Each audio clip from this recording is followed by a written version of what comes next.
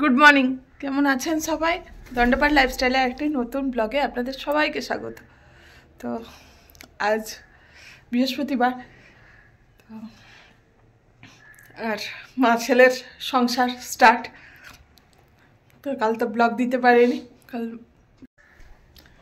ভালো লাগছিল না, সারাদিন আর ওই জন্য ব্লগ দেওয়া হয়নি।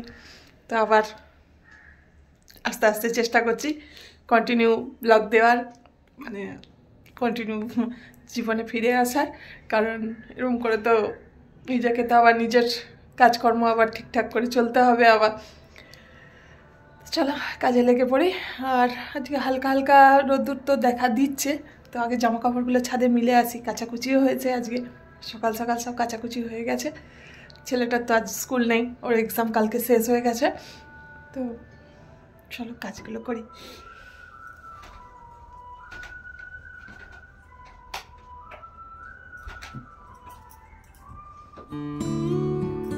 শীতকালের সকালবেলা একটা বড় কাজ এই বিছানা গোছানো, কারণ শীতকালে আইটেম বেশি থাকে বিছানা, ওগুলো গোছানোই একটা বড় কাজ সব থেকে।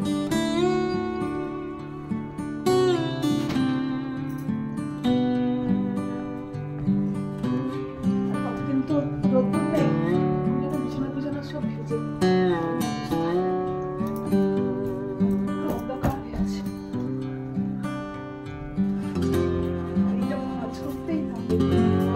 ছিল এতদিন কম্বলটা তার ভাগেই ছিল, সেই ভাঁজ করতে। এখন আবার আমার ডিউটি শুরু।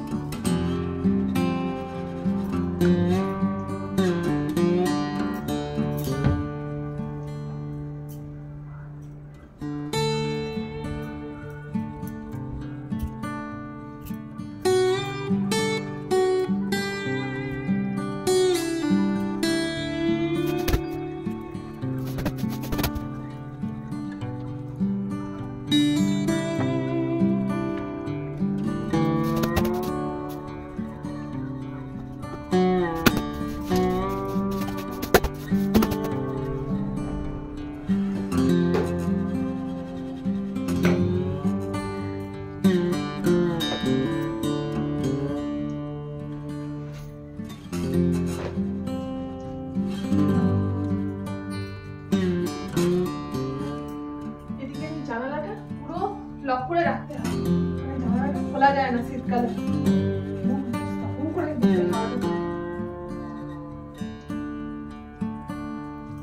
সব বন্ধ ঘর, তবু যেন ঘরগুলো বন্ধের মতো হয়ে যাচ্ছে। ঠান্ডা হতেই বেশ কিছুক্ষণ রোদ দিলে তাহলে আর অত মনে হয় না, কারণ সব জামা কাপড়গুলো শুকনো হয়ে যায় আর ঘরদোরগুলো একটু আলো বাতাস লাগে।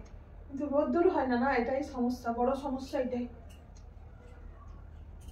আজকে কাজ করতে করতে শুধুই মা আর দাদার কথা মনে পড়ছে, কারণ ওরা ছিল এইসব কাজগুলো আমাকে করতেই হয়।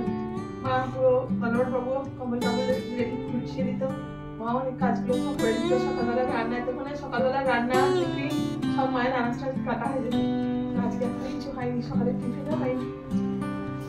করতে হবে আস্তে আস্তে নিজেকেই।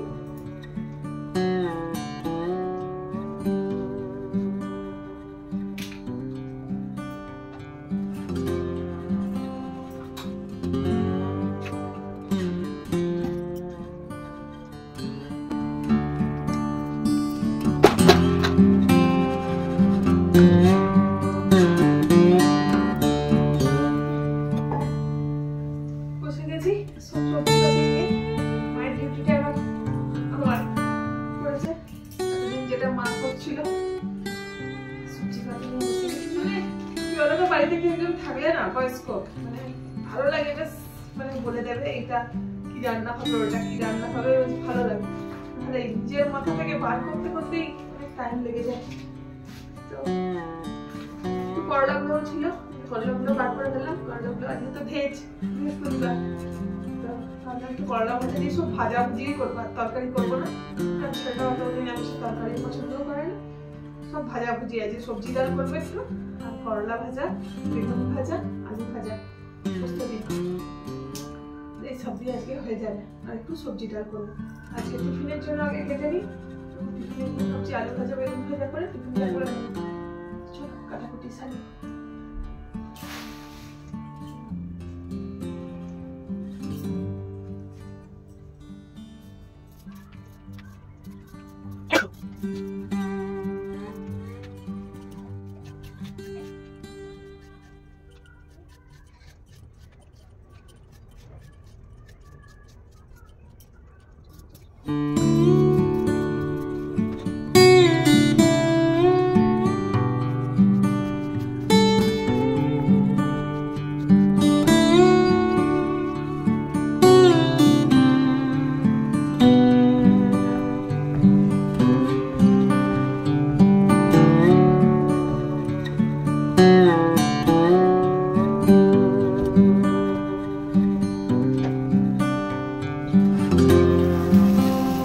রান্নাবান্না অনেকক্ষণ কমপ্লিট হয়ে গেছে। তো বেগুনটা লাস্টে ভাজবো বলে, তো ওই জন্য বেগুনটা এখন ভেজে নিচ্ছি। ভাতটা সব হয়ে গেছে, গরম গরম বেগুনটা ভাজা না হলে ভালো লাগবে না, ওই জন্য গরম গরম বেগুন ভাজা খাবো বলে। তো এই হচ্ছে আমার বেগুন ভাজা, গরম গরম ভাতের সঙ্গে গরম গরম একদম বেগুন ভাজা ভালো লাগে খেতে, ওই জন্য বেগুনটা একটু লাস্টে ভেজে নিচ্ছি। তো হয়ে গেছে আমার, বেগুনটা তুলে নেব।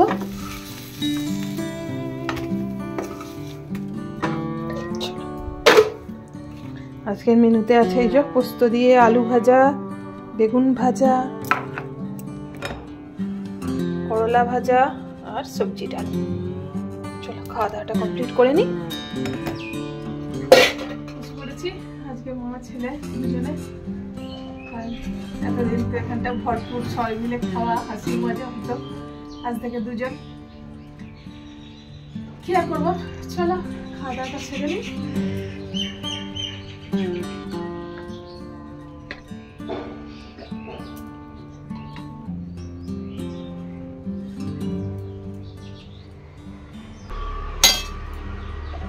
এটাই জীবন, কখনো হাসি আর কখনো দুঃখ, সবকিছুকে মেনে নিতে হবে। শুধু তো আর আনন্দটাকে মানলে হবে না, জীবনে হাসি দুঃখ সবই আছে, সবাইকেই সমান তালে নিয়ে চলতে হবে।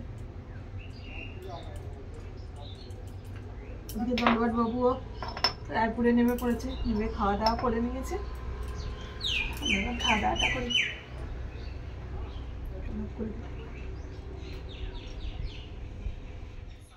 গুড ইভিনিং, এখন 4:45টার মতো বাজে।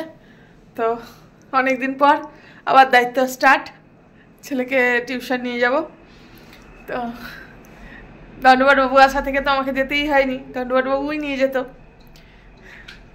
বারবার তোমাদের কাছেও শুধু দণ্ডবাট বাবু করতো, এই করতো, এই করতো, সেই করতো বলছি, কারণ কি বলতো প্রত্যেকটা কাজই মানে যা কিছু করতে যাচ্ছি সকাল থেকে শুধু মনেই পড়ে যাচ্ছে।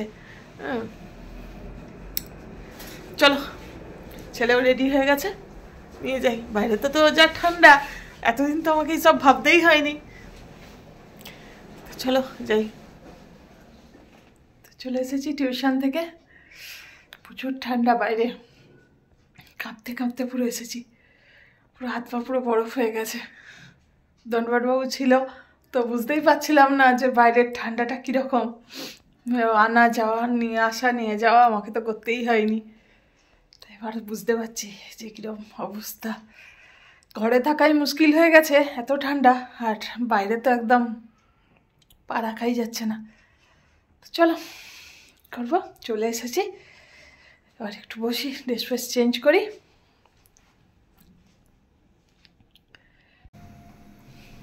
চলে এসেছি কিচেনে।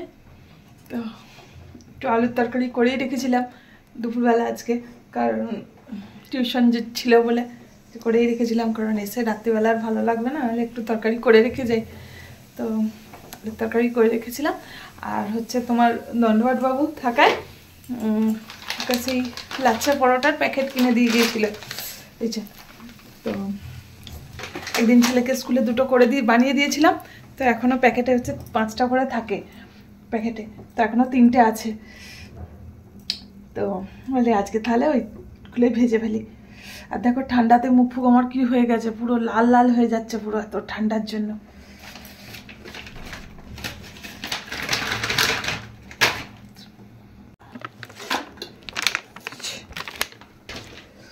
একটু কড়া সেঁকে নেবো।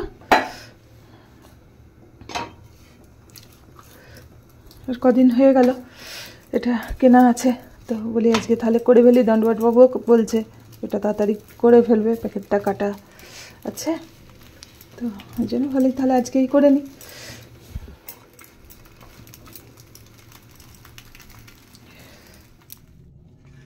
তো এই যে আমাদের আজকের লাচ্ছা পরোটা রেডি।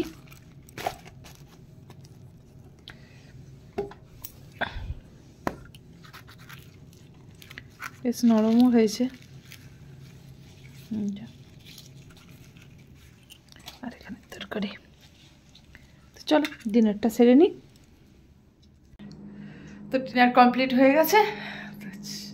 এখন 10:30টার মতো বাজে। ছেলেটা বসে গেছে আবার পড়তে। দেখো ঠান্ডার জন্য আমার গালটার কি অবস্থা হয়েছে। আজকে ঠান্ডায় বেরিয়েছিলাম। তো চলো, দণ্ডবট বাবুরও দিক থেকে বাস 10:30টায়। তো দণ্ডবট বাবু বাসে এবার উঠবে, তার সঙ্গে আবার ফোনে কথা বলে নিই। তো চলো, ভিডিওটা আমি এখানে এন্ড করছি। সবাই ভালো থাকবেন, সুস্থ থাকবেন। দেখা হচ্ছে নতুন একটা ব্লগে। Good night.